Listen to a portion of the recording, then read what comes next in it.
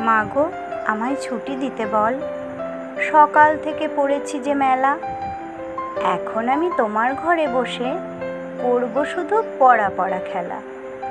তুমি বলছো দুপুর এখন সবে, না হয় যেন সত্যি হলো তাই।